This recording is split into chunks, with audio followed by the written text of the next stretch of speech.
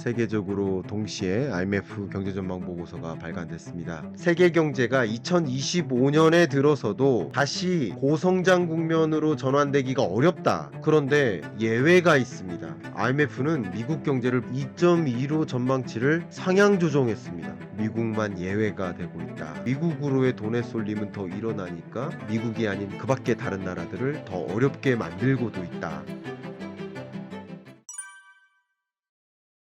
네, 안녕하세요. 지금 이 시간 24년 10월 22일 밤 10시네요. 네, 미국 시간 기준으로는 이제 아침 9시인데 세계적으로 동시에 IMF 경제전망 보고서가 발간됐습니다. 지금부터 즉시 분석해 드리도록 하겠습니다. 지난 7월까지만 해도 IMF 경제전망 보고서상에서는 이 보시는 자료처럼 세계 경제가 꽉 막힌 도로에 놓인 것 같다라는 표현을 했었어요. 경제가 정체된 것 같다라는 이런 느낌이었는데 지금 경제는 또 어떻게 표현하고 있는지 말씀을 드려본다면 보시는 것처럼 세계 경제가 정말 많은 정부가 스pen딩을 많이 늘렸다. 어떤 스pen딩이냐면 지정학적 불안이 고조되고 정말 예산을 쓰는 그런 과정에서 어떤 지출을 많이 늘리겠어요. 국방비 지출을 늘리고 또 고물가 상황이 24년까지 지속되면서 정부가 정말 많은 예산을 지출했습니다. 그러니까 국채를 많이 발행하고 그러다 보니까 여기 보시는 것처럼 이자 비용을 지출합니다. 그런데 보신 것처럼 정부 예산 중에서 막대한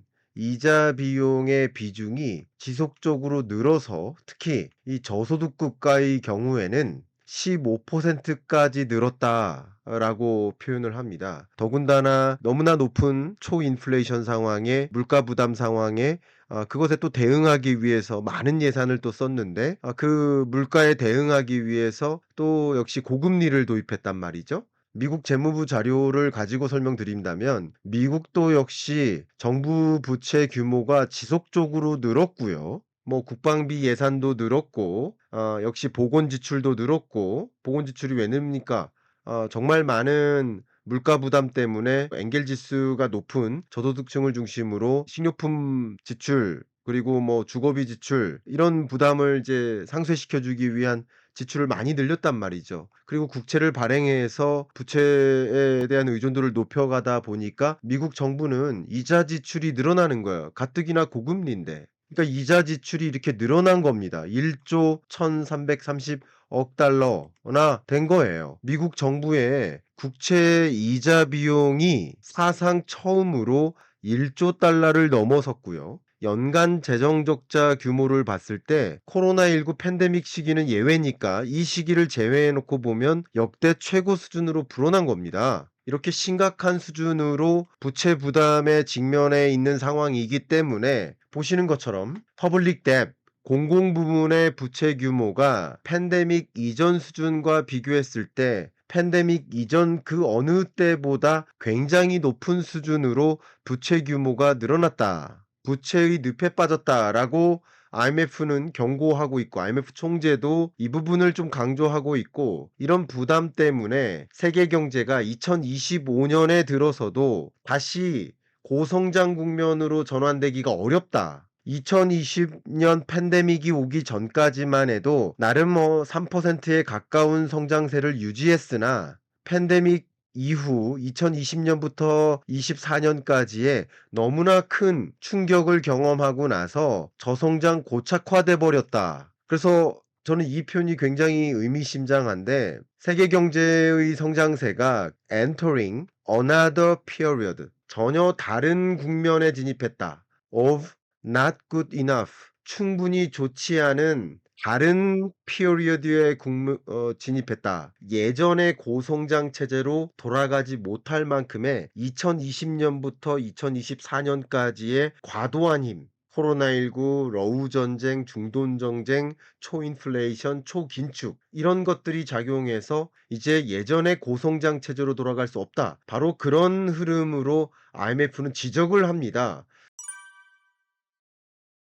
먼저 세계 경제 전망입니다. 팬데믹 이전의 세계 경제는 평균 3.7% 수준이었어요. 근데 이런 우당탕탕한 일이 있었고 이후 우리 세계 경제는 약 3.2% 수준으로 내려앉았다. 저성장 고착화되어 버렸다. 라고 제가 강조를 하고 있는 거죠. 그런데 이번 IMF 전망치는 3.3%로 전망했다가 3.2%로 그거마저 하향 조정했으니까 저성장 고착화를 조금 더 강조하는 전망치의 발표였다. 우리가 오일 쇼크라는 경제 위기가 있었고요. IMF 외환 위기, 글로벌 금융 위기, 팬데믹 경제 위기라는 네 번의 경제 위기가 있었습니다. 근데 지금 경제를 경제 위기에 비유하지는 않으셨으면 좋겠습니다. 경제 위기는 아니지만 지금 경제는 좋은 경제가 아닙니다. 세계 경제적으로도 이렇게 평년 경제 성장률을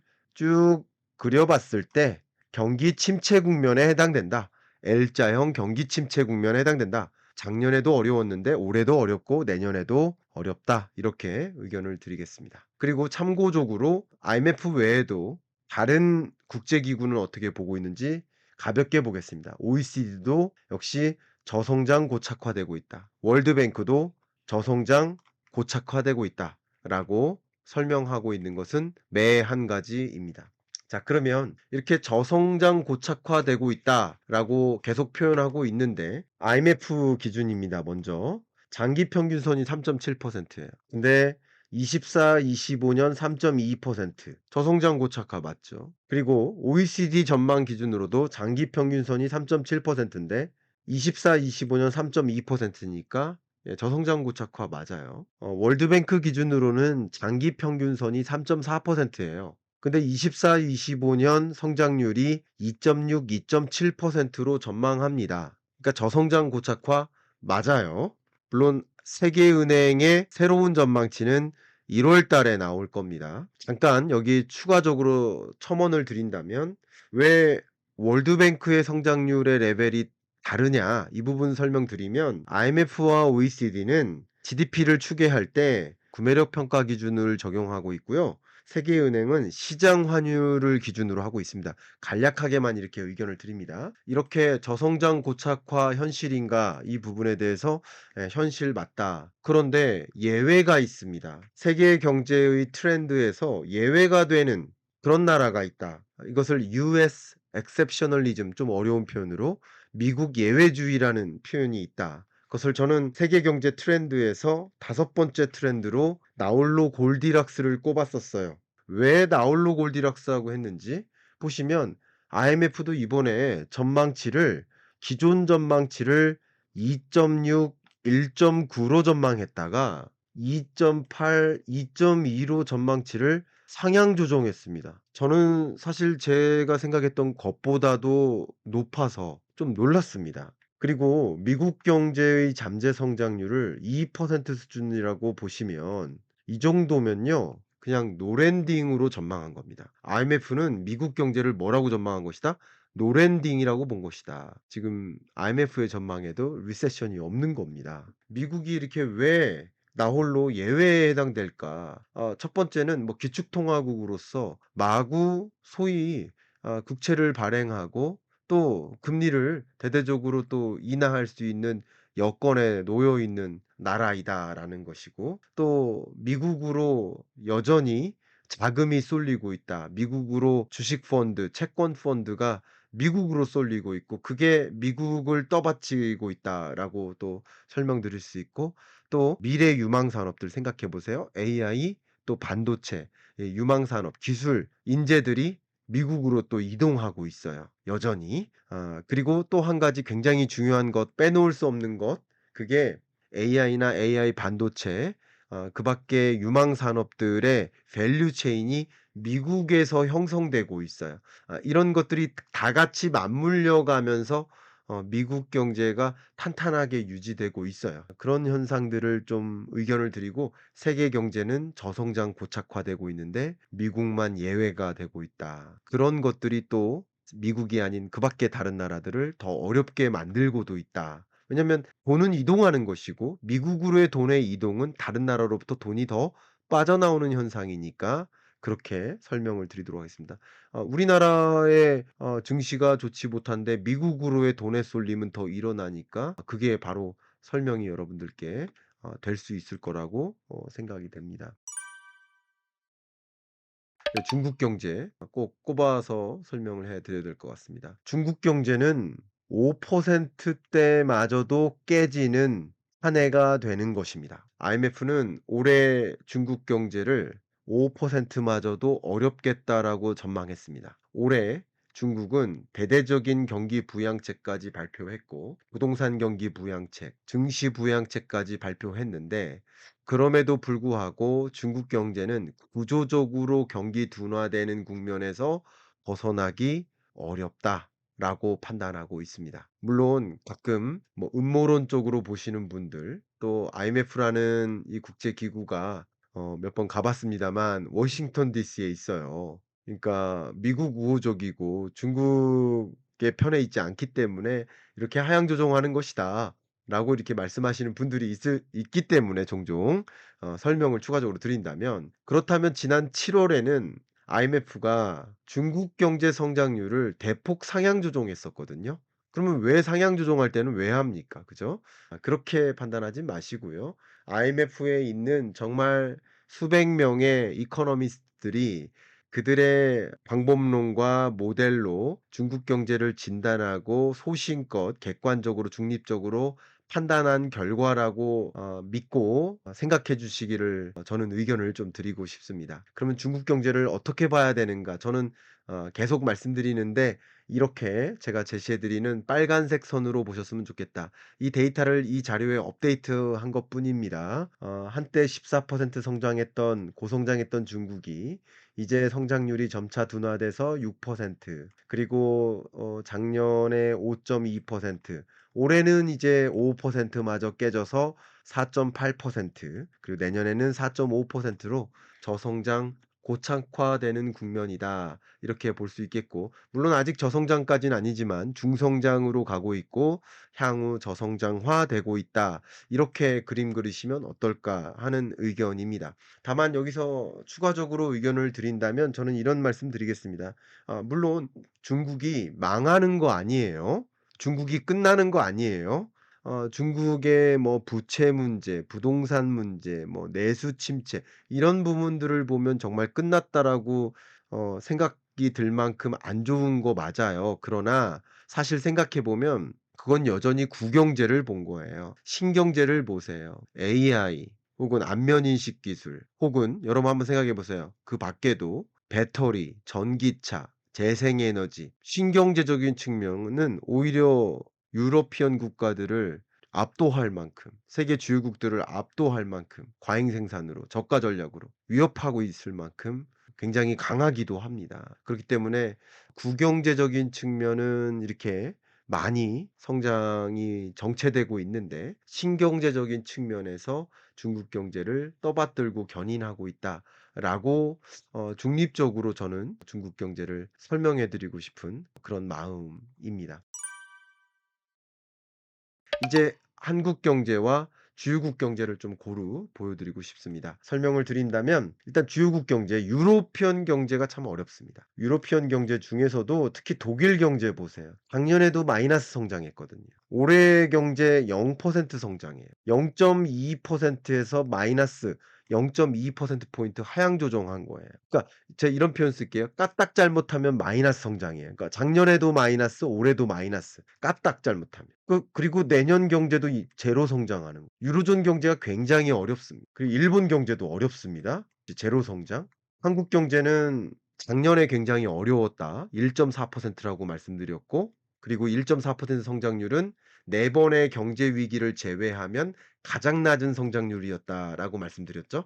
그때랑 비교해서 2.5% 성장은 기저효과에 따른 반등이지 이게 좋은 성장률이 아니다라고 의견 드렸고 그리고 2.2% 성장률이니까 그러니까 저성장 고착화되는 것이다라고 해석하는 게 맞겠다라고 의견 드립니다. 유일하게 고성장을 유지하는 나라 인도 8.2, 7.0, 6.5 그러니까 이렇게 세계 주요국들의 성장률의 흐름도 한번 참조하시면 어떨까 의견 드립니다. 자 이렇게 세계 경제를 보심에 있어서 IMF가 여러 가지를 진단하고 있지만 특히 워낙 이 고물가에 따른 앞에 처음부터 말씀드렸던 고물가에 따른 부담이 컸기 때문에 IMF의 인플레이션 진단과 또 그것에 따른 인플레이션 진단에 따라서 뭐 금리 기조가 좀 달라지니까 인플레이션 진단을 꼭 보고 마무리를 해야 될 것 같네요. 말씀드리도록 하겠습니다. 인플레이션 진단입니다. IMF의 인플레이션 진단을 보시면 AE는 Advanced Economies 선진국을 뜻합니다. Emerging Market 이것은 신흥개도국을 뜻합니다. 그리고 LIC 이거는 저소득 국가를 뜻합니다. Low Income Countries 이렇게 뜻합니다. 유독 저소득 국가가 정말 극심한 초인플레이션을 경험했고요. 물론 선진국들도 뭐 거의 10%대에 달하는 극심한 초인플레이션을 경험했죠. 그리고 그 물가 상승률이 떨어졌지만 이미 높아진 물가에 추가적으로 2% 3% 물가가 또 상승하니까 얼마나 지금 실물 경제적으로는 고물가 상황에 지금 허덕이고 있을까요? 그죠? 지금도 정말 고물가 상황에 놓여 있는 건 맞습니다. 특히 지금 물가 상황을 진단할 때 부문별로 본다면 자 다시 이 부분 해석하겠습니다. 이게 선진국이라고 했고요. EMD라는 표현이 등장했는데 Emerging Market and Developing Economies 이게 신흥개도국을 뜻합니다. 근데 이 재화 물가 상승률은 그래도 빠르게 둔화하고 있는데 서비스 물가 상승률은 둔화하는 흐름이 좀 더디게 전개되고 있다. 이런 흐름은 왜 나타날까? 이런 흐름에 대해서 말씀드린다면 상대적으로 서비스 물가는 임금 상승률이 좌우를 많이 해요. 근데 임금 상승률은 하반 경직성이 있죠. 그렇기 때문에 빨리 안 잡혀요. 그렇기 때문에 물가 상승률이 더디게 잡히는 경향성들이 있다. 그리고 물가 상승률이 잡히는 것은 그래도 잡히는 여지는 있지만 물가 상승률이 여전히 2%, 1% 수준을 유지하고 있다면 물가가 이만큼 치솟았는데 거기서 1, 2%, 3% 여전히 오르고 있으니까 실물 경제적으로 고물가, 실물 경제적으로 고금리의 부담은 작용하고 있으니 24, 25년 상반기까지 고물가, 고금리에 따른 부담은 여전한 거예요. 실물 경제는 저성장 고착화되는 거예요. 그런데 자본시장, 자산시장에 있어서는 물가 상승률이 목표하는 수준에 가깝게 떨어지고요. 그러니까 세계적으로 어떤 움직임이 일어납니까? 세계적으로는 피벗이라는 움직임이 일어날 수밖에 없는 거죠. 미국도, 영국도, 캐나다도, 유로존도, 스웨덴도, 스위스도, 그리고 우리나라도 피벗을 이미 시작을 한 거죠. 금리를 점진적으로 인하하는 거죠. 왜냐하면 물가가 잡힌 게 아니에요. 물가는 계속 치솟는 거예요.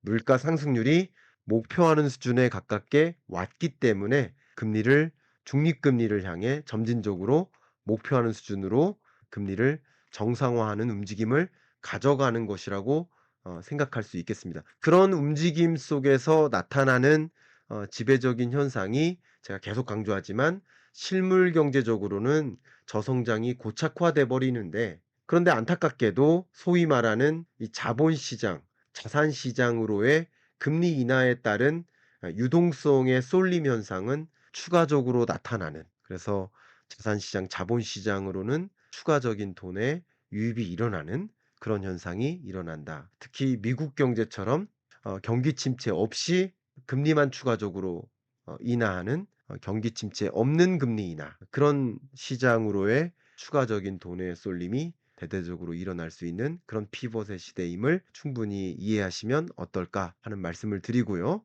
끝으로 홍보 말씀 좀 드리도록 하겠습니다. 제 25년 경제전망서에서 밝혔던 것처럼 24년 하반기 25년 경제는 이른바 피벗의 시대입니다.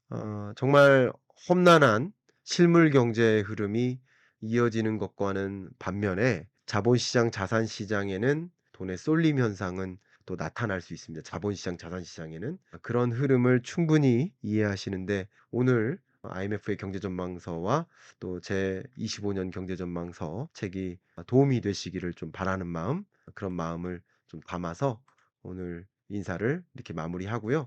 또 추가적으로 여러분들께 다른 구체적인 이야기로 또 찾아뵙고 말씀 드릴 수 있도록 하겠습니다. 감사합니다.